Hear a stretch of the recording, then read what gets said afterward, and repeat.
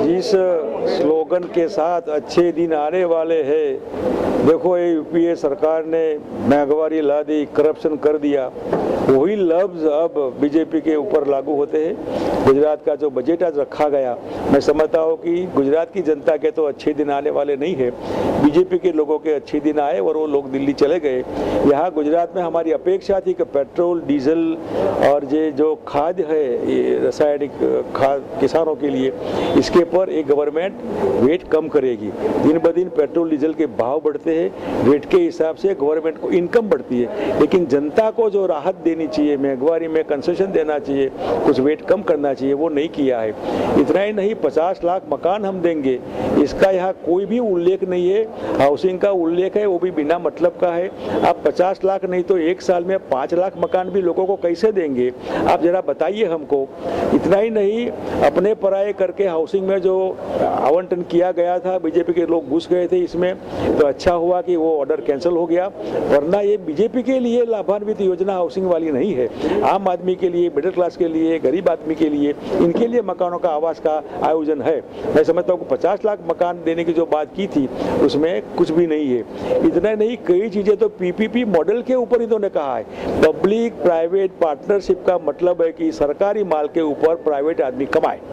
अगर एरोप्लेन है, private party airport बनाने जाएगा, कहाँ होगा? रास्ते है, प्राइवेट पार्टी बनाने जाएगा और उसमें सरकार मदद नहीं करेगी तो कौन जमीन कहाँ से वो करेगा, एक्वायर करना होगा। मतलब कि सरकार की मेहरबानी से प्राइवेट लोगों को मुनाफा करवाना, ये पीपीपी लाइन है।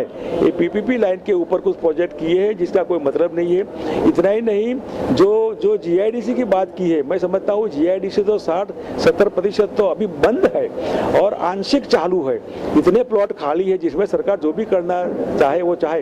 तकरीबन 40 से 50 हज़ार स्मॉल स्केल यूनिट बंद है और मैं समझता हूँ इसके बारे में भी सरकार ने कोई चिंता नहीं की है।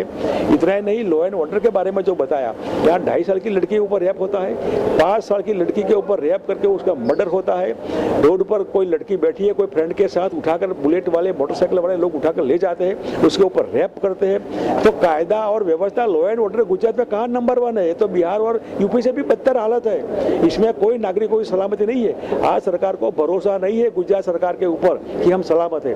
ऐसी बीजेपी का जो बजट है, मैं समझता हूँ कि ये जगलरी है फिगर की, जिसमें कोई मतलब नहीं है। इन्होंने जिस हिसाब से जो कहा है, इसमें ज़्यादा लोग खुश होंगे ऐसा मैं नहीं मानता। बिजनेस कम्युनिटी भी खुश नहीं है, क्योंकि जो बाहर से माल आता है दूसरे राज्यों से, वो सस्ता होता है, यहाँ के लोग बिल भी नहीं लेते हैं और इसलिए सरकार की इनकम कम हो जाएगी और आम आदमी को जो फायदा होता है वो नहीं होगा, दूसरे राज्य उसका लाभ ले जाएगा।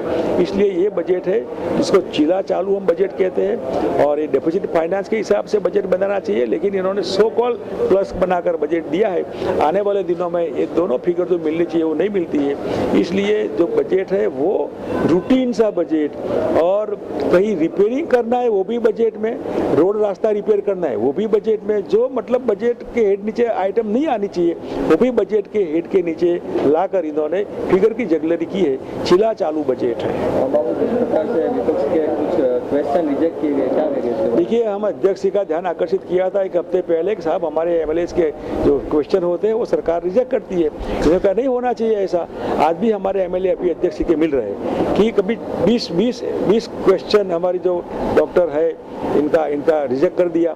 जो बीजेपी को पसंद होता है वही प्रश्न पूछना है, वो तो नॉट पॉसिबल। और इतना ही नहीं, रूलिंग पार्टी के विधायकों को कौन सा प्रश्न पूछना सरकार बना कर देती है।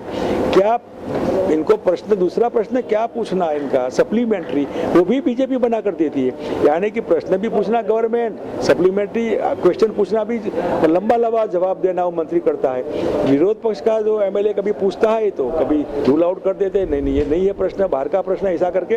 और ऑन रिकॉर्ड जो प्रश्न है वो अलाउ करने चाहिए, इसके जगह अधिकारियों ही उसको अलाउ करके बाद में रिजेक्ट करते हैं, जिसको हमने स्पीकर का ध्यान आकर्षित किया है। मैं समझता हूँ अध्यक्ष जरूर उसका कुछ रास्ता निकालेंगे। Okay, thank you.